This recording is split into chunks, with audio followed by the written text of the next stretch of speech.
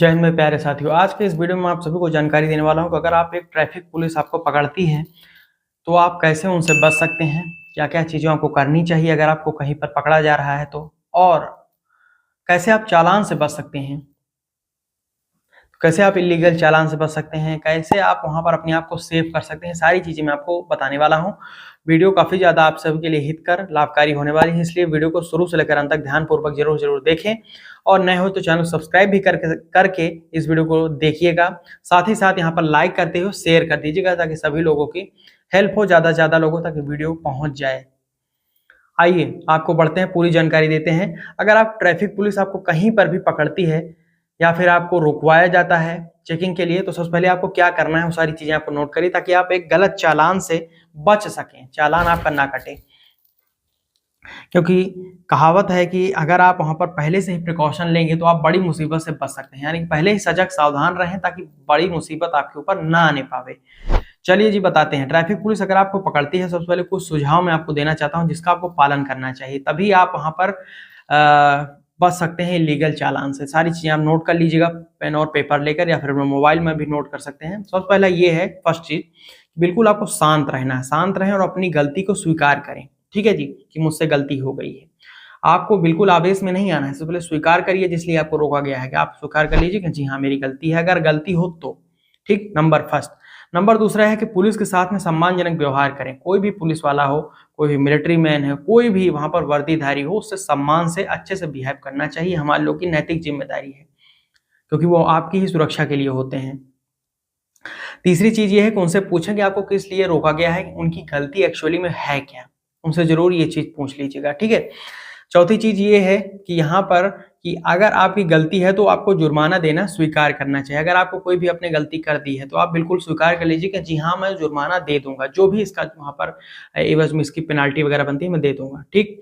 Next चीजें आपको ये समझना है कि अगर यदि आपको लगता है कि आपकी कोई गलती नहीं है तो शांति से उन्हें समझाएं कि एक्चुअली में जो आप समझ रहे हैं वो ऐसा नहीं है, इसमें मेरी गलती नहीं है। सारी चीजें आप उनको अच्छे से प्रेम पूर्वक समझाइए। नेक्स्ट चीज ये है कि किसी भी विवाद से बचने के लिए पुलिस के निर्देशों को आपको मानना चाहिए। अगर आप ये चीज, तो मैं आपको डंके की चोट पे बता देता हूँ, ये चीजें मैंने भी एक्सपीरियंस की हुई हैं एक्चुअली में।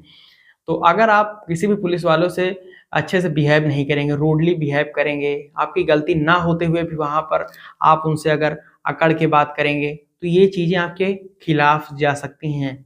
ठीक है, आपको समझना चाहिए।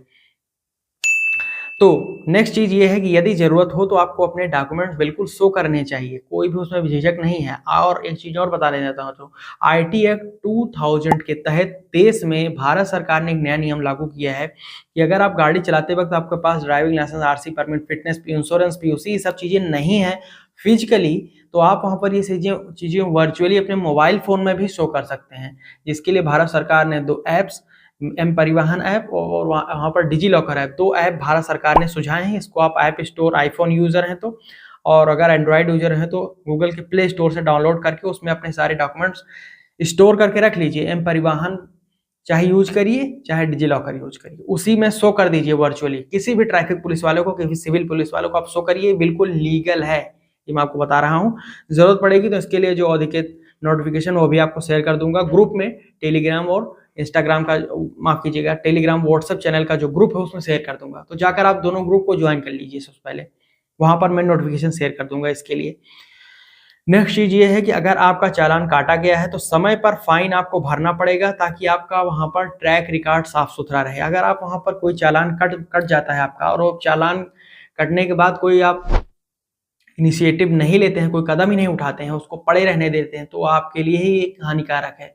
फ्यूचर में कोई इंश्योरेंस लेंगे ना तो वो आपको महंगा हो जाएगा। और अगर मैं आपको बताऊं, कोई अगर आप गाड़ी बेच भी रहे हो तो वो गाड़ी भी नहीं बिकेगी जब तक आप वहां पर उस गाड़ी पे जो है, जो पेनाल्टी इंश्योरेंस कटा है वो चीज नहीं जमा करे। उसमें पेनाल्टी के साथ साथ यहाँ पर आपको लेट फीस भी जोड़ दी जाती है। जो भी आप फाइन कटता है, नहीं चालान भरेंगे 2 महीने 3-4 महीने तक, तो फिर लेट फीस उसमें जोड़ी जाती है। तो ये सारी चीजें आप नोट करके रख लीजिए, ये सारी चीजें आपको पालन करना है। कोई भी ट्रैफिक पुलिस, सिविल पुलिस आपको रुकवाए तो इससे आप चालान से भी बच सकते हैं, बातचीत करके निपटा सकते हैं। याद रखें, ट्रैफिक नियमों का आपको पालन करके न केवल आप अपनी रक्षा करते हैं बल्कि दूसरों की रक्षा तो करते ही हैं, अपनी भी रक्षा करते हैं ट्रैफिक नियमों का सही से पालन करते हुए। तो इसलिए सारे ट्रैफिक रूल्स रेगुलेशन का आपको पालन करना चाहिए, कोई भी चालान वगैरह आपको नहीं कटेगा। ये चीज़ें मेरी गारंटी है, अगर आप अपने से सारी चीज़ें मजबूत करके रखेंगे, डॉक्यूमेंट, हेलमेट, सीट बेल्ट, सब कुछ, कोई चालान आपको नहीं कटेगा। तो सारी चीज़ें आप मेंटेन करके रखें, एक जिम्मेदार नागरिक बने, अपनी सुरक्षा, दूसरों की सुरक्षा, दोनों आपकी जिम्मेवारी है। बहुत बहुत धन्यवाद यहाँ तक वीडियो देखने के लिए। ज़्यादा मात्रा में लाइक करके शेयर कर दीजिए, सभी लोग हेल्प हो जाए। नए हो चैनल सब्सक्राइब जरूर कर लीजिएगा। ऐसे ही ट्रांसपोर्ट सेक्टर आरटीओ की इन्फॉर्मेशन आपको फ्यूचर में मिलती रहेगी।